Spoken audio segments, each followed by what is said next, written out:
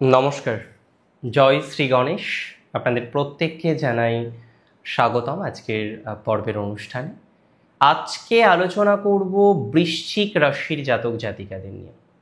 বৃশ্চিক রাশির জাতক জাতিকাদের সাপেক্ষে যে অত্যন্ত গুরুত্বপূর্ণ বিষয় নিয়ে আলোচনা করব সেটি হলো গুরু ভৌম সৌরী যোগ। অনেকেই অবাক হচ্ছেন যে গুরু তো বৃহস্পতি, ভৌমকে? ভৌম হচ্ছেন মঙ্গল। তিনি হচ্ছেন ধরণীর গর্ভের সন্তান, তাই তিনি ভূমিপুত্র। আর ভূমিপুত্র এখান থেকেই ভৌম শব্দটি এসছে। আপনারা অনেকেই ভৌম দোষ বা মাঙ্গলিক যোগ শুনেছেন, বা মাঙ্গলিক যোগকে নানা রকম ভাষাতেও অভিভূত করা হয়। তো এটিই হচ্ছে ভৌম, সেখান থেকেই ভৌম দোষের উৎপত্তি। এখন বিষয় হলো, আর সৌরী হচ্ছেন সূর্যের সন্তান অর্থাৎ শনি, আরও আছেন বাট এখানে শনি।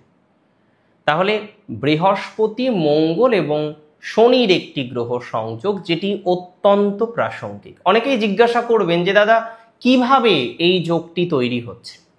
এই যোগটি যে তৈরি হচ্ছে, কিভাবে তৈরি হচ্ছে আমি আপনাদের জানাই। এই যোগটি তৈরি হচ্ছে এইভাবে যে দেবগুরু বৃহস্পতি 18ই অক্টোবর তিনি কর্কটে প্রবেশ করছেন, সেখানে অবস্থান করবেন বেশ কিছু দিনের জন্য, প্রায় 1.5 মাসের কাছাকাছি সময়।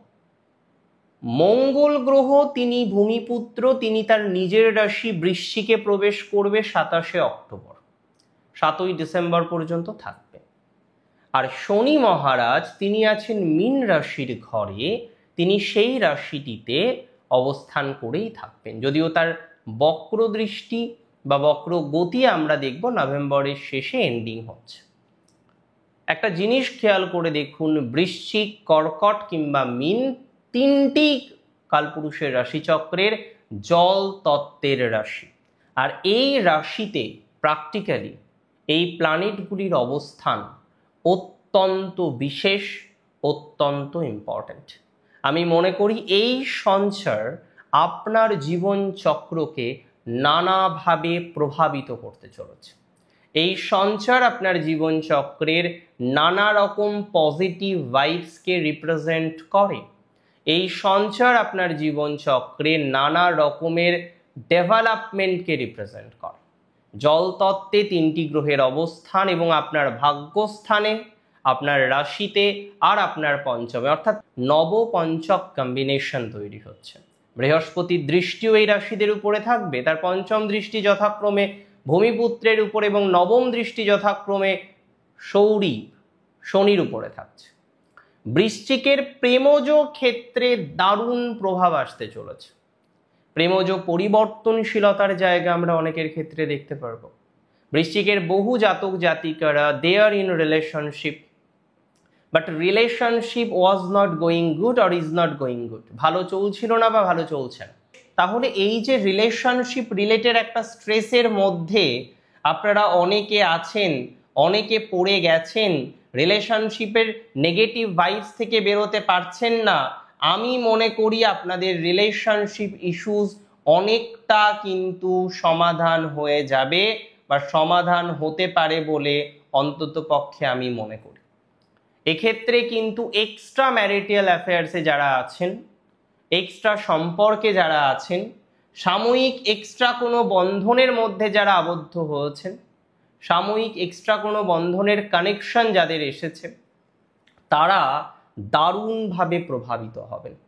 তাদের প্রভাব দারুণভাবে বৃদ্ধিপ্রাপ্ত হতে চলেছে, তারা দারুণভাবে প্রভাবিত হবেন বলে আমি অন্তত পক্ষে মনে করি, এবং এটির সম্ভাবনা অত্যন্ত বেশি। এটা মনে করা যায় এই সঞ্চারের প্রভাবে আপনাদের রিলেশনশিপের একটা প্রকৃত মার্গদর্শন হবে। অনেকের রিলেশনশিপ ভেঙে যেতে পারে, সেটা এক্সট্রা হোক, যে কোনো রিলেশনশিপ হোক। আবার অনেকের নতুন রিলেশনশিপ শুরু হওয়ার মতো সম্ভাবনাও কিন্তু কিছু কিছু ক্ষেত্রে লক্ষ্য করতে পারছি, আর এটি নিয়ে কোনো রকম ডাউট কিন্তু নেই। সুতরাং এই জায়গায় একটা ইমপ্রুভমেন্টের জায়গা আমরা দেখতে পারবো, আমরা লক্ষ্য করতে পারবো। যারা এক্সট্রা কারিকুলার অ্যাক্টিভিটির সাথে আছেন, প্রফেশনাল এক্সট্রা কারিকুলার অ্যাক্টিভিটিগুলোর সাথে অ্যাটাচড করেছেন নিজেদেরকে, তাদের এক্সট্রা কারিকুলার অ্যাক্টিভিটি ওরিয়েন্টেড ম্যাটারের ডেভেলপমেন্টের মাত্রা বাড়বে। কিছু সম্মান প্রাপ্তি, কিছু কিছু ক্ষেত্রে সেটেলমেন্টের সম্ভাবনা কিন্তু আসবে।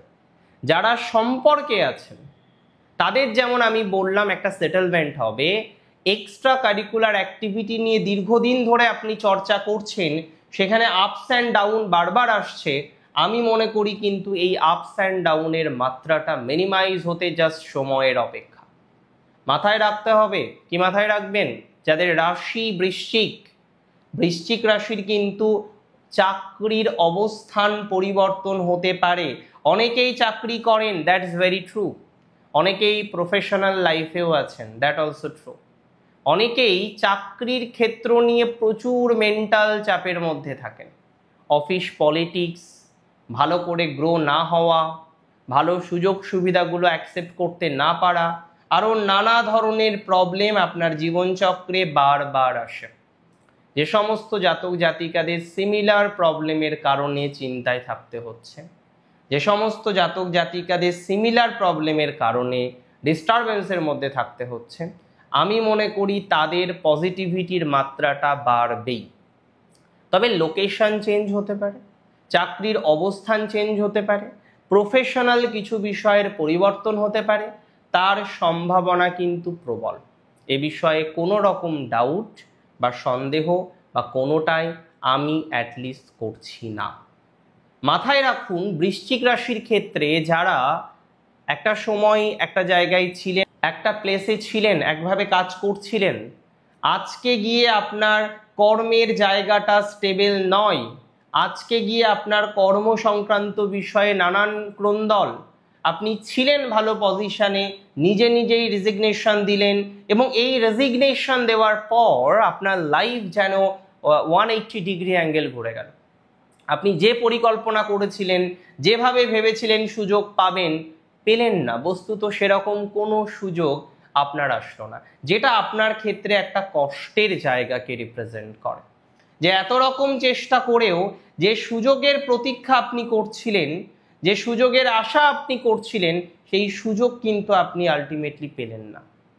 তাহলে যারা সুযোগের আশা বা প্রত্যাশা করে এখনো পর্যন্ত সুযোগ পাননি, যারা সুযোগের আশা বা প্রত্যাশা করে এখনো পর্যন্ত জাস্ট নেগেটিভ ভাইবসে আছেন, এখনো পর্যন্ত নিজের সেই জায়গাটাকে তৈরি করতে পারেননি, they will get better result. I must say, তাদের পজিটিভিটি বাড়বে।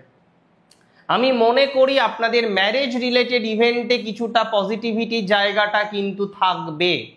আমি মনে করি ম্যারেজ লাইফ রিলেটেড বিষয়ে অনেকটা পজিটিভিটির, পজিটিভ সিচুয়েশনের, পজিটিভ ডেভেলপমেন্টের সম্ভাবনা থাকবেই। তো সেই দিক থেকে আমরা এগোতে পারবো, আমাদের অপরচুনিটিস বাড়বে, আমাদের সুযোগ সুবিধাগুলো কিন্তু কম বেশি বাড়তে পারে বা বাড়তে চলেছে। মাথায় রাখুন, এই বিষয়ে যতটা অগ্রগতি করা যায় ততটা অগ্রগতি করার জন্য I must say some better things are waiting for us. বৃশ্চিকের মাঝে মাঝে মাথা গরমের একটা টেন্ডেন্সি, নিজেকে ক্ষতি করার একটা টেন্ডেন্সি, এগুলো করা যাবে না। দেখুন, কে কি বললো, কে কি ভাবলো, তার উপরে আপনার লাইফ ডিপেন্ড করে না।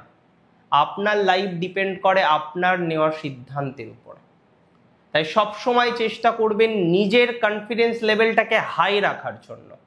হোয়াট পিপল থিঙ্ক, কে কি বলছে, হোয়াট পিপল টেল, কে কি বলছে, কে কি ভাবছে, এটা নিয়ে সবসময় ভাবলে হবে না। আজকে বহু বৃশ্চিক রাশির জাতক জাতিকাদের সব থেকে বড় সমস্যা শত্রু, এনিমিশিপ। বাড়িতে, গাড়িতে, অফিসে, সব জায়গায়। অফিসিয়াল প্রবলেম তো মিটে যায়, কিন্তু বাড়ির প্রবলেম, বাড়ি রিলেটেড সমস্যা মিটছে না। চাইছেন মেটানোর জন্য, কিন্তু মিটছে কোথায়? মিটছে না। তো যাদের এই বাড়ি রিলেটেড প্রবলেম মিটছে না, বাড়ি রিলেটেড প্রবলেম থেকে পুরোপুরি রিল্যাক্সড হতে পারছেন না, যাদের বাড়ির সদস্য রিলেটেড প্রবলেম থেকে রিল্যাক্সেশন আসছে না, আই মাস্ট সে তাদের ইমপ্রুভমেন্টের জায়গা অনেক বেশি কিন্তু তৈরি হয়ে যাবে, বা তারা আরও বেশি কিন্তু গ্রোথ করতে পারবে। তো চেষ্টা করুন সেক্ষেত্রে ইমপ্রুভমেন্ট করার, আরও বেশি যাতে গ্রোথ করা যায় সেই চেষ্টাটুকু কিন্তু কম বেশি করতে থাকুন। আমার মনে হয় তাতে ইমপ্রুভমেন্টটা অনেক বেশি হবে, বা ইমপ্রুভমেন্ট হওয়ার টেন্ডেন্সিটা অনেক বেশি মাত্রায় আমরা দেখতে পারবো। ধীরে ধীরে ধীরে ধীরে আমরা এগোতে থাকি, উন্নতি করতে থাকি, উন্নতির শিখরে পৌঁছতে থাকি। ভালো থাকুন আপনারা প্রত্যেকে। জয় শ্রী গণেশ।